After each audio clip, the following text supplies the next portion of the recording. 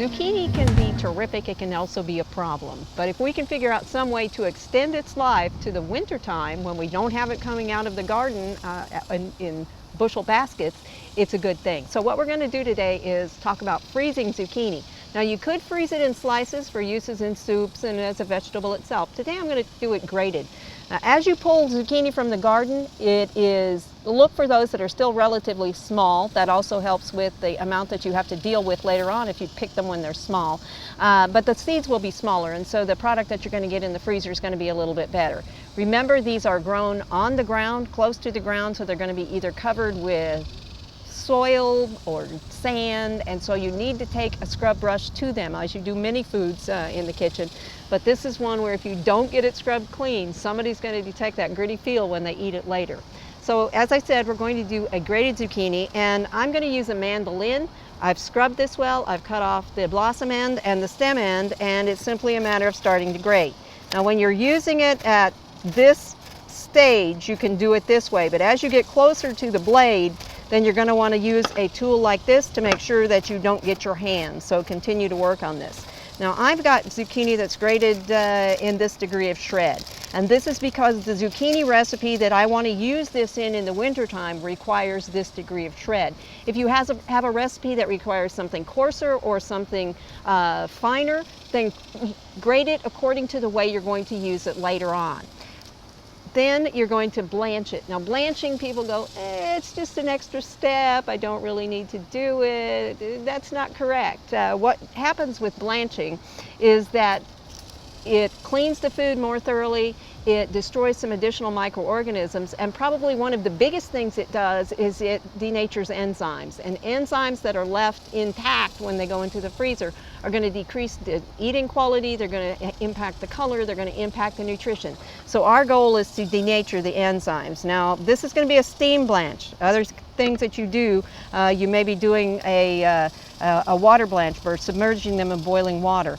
And to be honest, it's not as easy to figure out how long something is going to be blanched as I would like to tell you, because it's going to depend on how finely it's shredded or how big of pieces you have it in, what vegetable it is, what method you're using, whether it's a steam blanch or a boiling water blanch. All of those things are going to impact how long it needs to be in water or in steam. So this one we're going to let it go for 1 to 2 minutes. And we'll check it, and when the zucchini starts to get a little bit transparent, we're going to pull it out. So when you steam blanch, you suspend it over boiling water. So I've got a basket here, and I'll set a timer for about a minute, and then we'll come back and check it.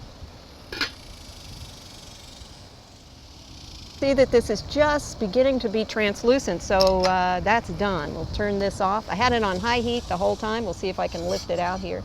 Now, it's also important as blanching is, it's equally important to chill it down when it's done. So I've got a colander here. This is at least cold water. It should be no more than 60 degrees. You don't have to have a lot of ice in it, but it does need to be at least 60 because the intent here is to stop the cooking, because blanching too long can cause you as many problems as not blanching enough. So let that chill down about as long as it took you to blanch it in order to make sure that it's cold.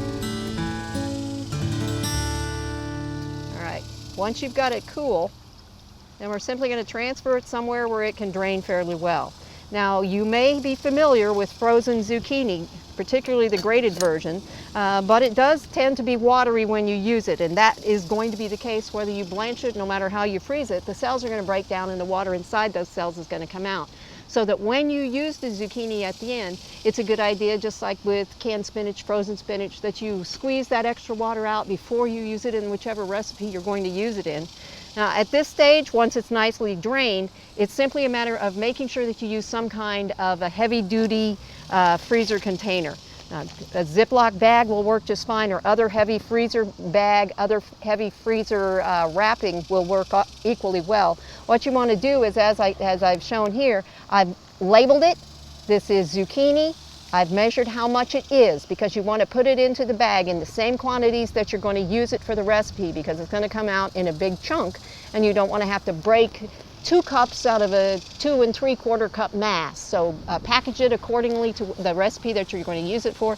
You could even put on here the name of the recipe so that you know what it is, but 2 cups will usually identify it for you. And then make sure you put on the date, because when you put something in the freezer, it's not there with eternal life. It's going to continue to break down, and since this is more finely chopped, it's going to break down more quickly, and you're going to lose nutrition and eating quality as well. So it'll continue to be safe, but we want to make sure that you get it when it's at its peak of quality, and that you pay for it all that time and still get the best out of your freezer. So that's all there is to this. It takes a little bit more steps than some folks have done in the past, but I think you're going to be more happy with the quality that you get and more healthy with the nutrition that you get if you go ahead and do the blanching and the whole process. For Oklahoma Gardening, I'm Barbara Brown.